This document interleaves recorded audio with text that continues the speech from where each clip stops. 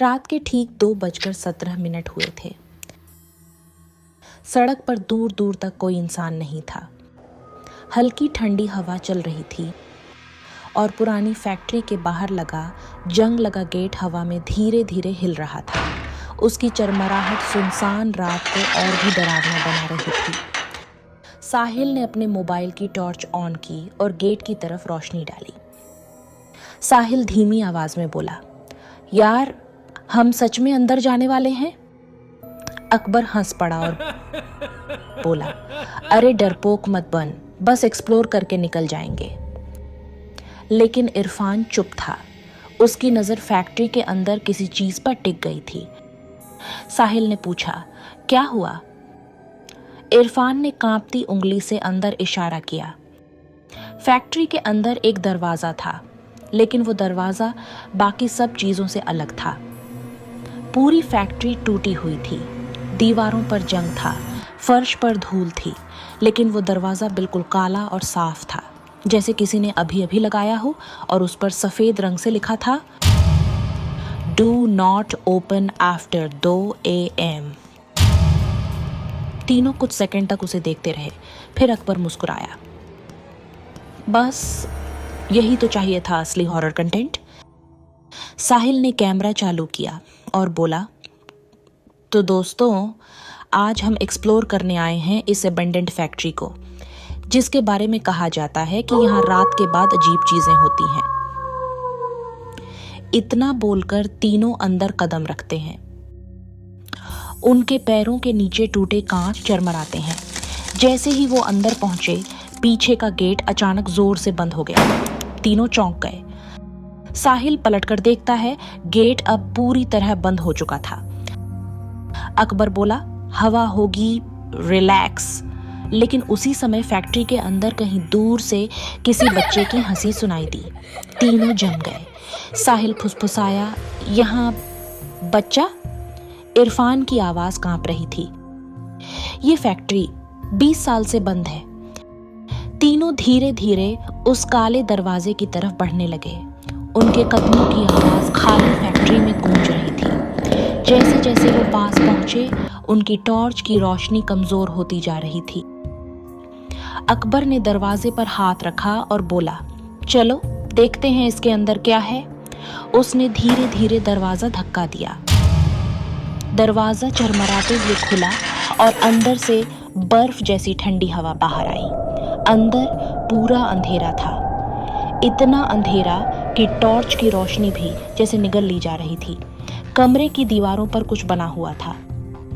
साहिल ने टॉर्च पास ले जाकर देखा। दीवारों पर सैकड़ों बच्चों की ड्राइंग्स बनी थीं, लेकिन अजीब बात यह थी कि हर ड्राइंग में 3 लड़के बने थे और उनके पीछे एक लंबी काली परछाई खड़ी थी। अकबर हंसने की कोशिश करता है, लगता है बच्चों की आर्ट गैलरी है। लेकिन इरफान के हाथ कांप रहे थे। उसने एक ड्राइंग पर टॉर्च डाली। नीचे लिखा था, the third one always dies. तीनों के गले सूख गए। तभी ऊपर की मंजिल से धीरे धीरे कदमों की आवाज आने लगी। साहिल ने कैमरा ऊपर किया, लेकिन वहां कोई नहीं था। तभी इरफान घबराकर बोला, तुम लोगों ने मेरा नाम लिया? दोनों ने कहा, नहीं। इरफान की सांसें तेज हो गईं। तो अभी मेरे कान में किसने कहा, इरफान? कमरे के बीचों बीच एक पुरानी डायरी पड़ी थी। साहिल ने उसे उठाया। डायरी में लिखा था कि 20 साल पहले यहाँ एक अनाथालय था और एक रात 3 दोस्त यहाँ एक्सप्लोर करने आए थे। उन्होंने यही काला दरवाज़ा खोला और फिर उनमें से एक लड़का अचानक गायब हो गया। बाकी 2 पागल हो गए। डायरी की आखिरी लाइन पढ़ते ही तीनों के हाथ कांपने लगे। The door doesn't take the first 2. It waits for the third one. अचानक पूरी फैक्ट्री की लाइट अपने आप जल उठी और टिमटिमाने लगी। दीवारों पर बनी ड्राइंग्स हिलने लगी और उनमें बने 3 लड़के अब बिल्कुल साहिल, अकबर और इरफान जैसे दिखने लगे।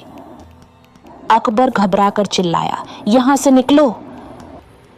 तीनों भागकर बाहर जाने लगे, लेकिन जहां दरवाजा था वहां अब सिर्फ गहरा काला अंधेरा खड़ा था और उसी अंधेरे से एक भारी आवाज गूंजी, अब तीसरा कौन है? साहिल ने धीरे धीरे पीछे मुड़कर देखा। अकबर और इरफान उसके पीछे खड़े थे, लेकिन उनके पीछे एक और परछाई खड़ी थी जो धीरे धीरे लंबी होती जा रही थी। अकबर और इरफान दोनों धीरे धीरे मुस्कुराने लगे और उनकी आवाज एक साथ गूंजी, हम तो दो ही हैं, तीसरा तू है, साहिल। उसी पल फैक्ट्री के अंदर एक भयानक चीख गूंज उठी। उस रात के बाद साहिल कभी नहीं मिला, लेकिन कुछ दिनों बाद पुलिस को उसका कैमरा मिला। उस कैमरे की आखिरी रिकॉर्डिंग में सिर्फ एक चीज दिखाई देती है, वही काला दरवाजा और उसके पीछे से आती बहुत धीमी आवाज, अगला कौन आएगा? और अगर कभी रात के 2 बजे के बाद तुम्हें कहीं कोई काला दरवाजा दिखे जिस पर लिखा हो do not open after 2 AM, तो याद रखना वो दरवाजा बंद नहीं होता, वो इंतजार करता है।